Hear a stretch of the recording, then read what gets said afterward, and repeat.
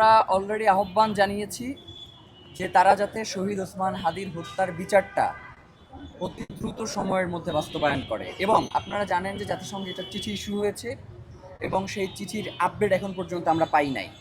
যেহেতু এই চিঠি সম্পর্কিত ব্যাপারগুলো তারা সরকারের সাথেই যোগাযোগ করবে, যার কারণে আমরা সরকারকে আপনাদের মাধ্যমে আজকে আহ্বান জানাই যাতে অতি দ্রুত সময়ের মধ্যে এই চিঠির আপডেট জনগণকে জানানো হয়। এবং আরেকটা কথা বলি যে অন্তর্বর্তীকালীন সরকার এই হত্যার সুষ্ঠু বিচার করতে পারে নাই, এর তদন্ত সুষ্ঠুভাবে সম্পন্ন করতে পারে নাই, এর মানে এই না যে আপনি ক্ষমতায় এসে এই জায়গা থেকে এড়িয়ে যাওয়ার আপনার সুযোগ রয়েছে।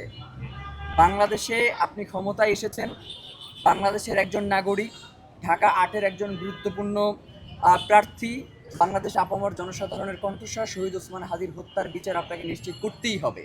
সুদিন নভেম্বরের মতো শহীদ ওসমান হাদির হত্যার তদন্তের যেই প্রক্রিয়া সেটাকে পেছানো হয়েছে। আমরা সরকারকে একটা আহ্বান জানাতে চাই যে এইটা কি কিয়ামত পর্যন্ত চলবে নাকি সুনির্দিষ্ট একটা সময় রয়েছে। আমরা অতি শীঘ্রই একটা আলটিমেটাম দিব যে এই নির্দিষ্ট সময়ের মধ্যে শহীদ আজকে প্রায় ৭০ দিনের মতো হয়ে যাচ্ছে, এখন পর্যন্ত এই খুনের পেছনে কারা রয়েছে তাদেরকে খুঁজে বের করা সম্ভব হয় নাই।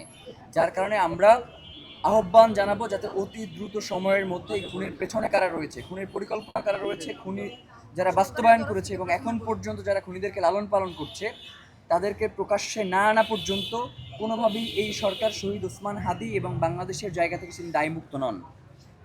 সুতরাং অবশ্যই তাকে শহীদ ওসমান হাদির হত্যার সুষ্ঠু তদন্ত করতে হবে এবং একটা নির্দিষ্ট সময়সীমার মধ্যে, মানে কেয়ামত পর্যন্ত না।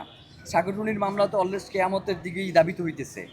ওসমান হাদির কেসকে কোনোভাবে মিস্টিরিয়াস কেস হইতে দিলে চলবে না। আমরা শহীদ ওসমান হাদির হত্যার বিচার নিশ্চিত করার মধ্য দিয়ে আমাদের ইনসাফের যাত্রা শুরু করবো ইনশাআল্লাহ। আপনাদের সবাইকে ধন্যবাদ।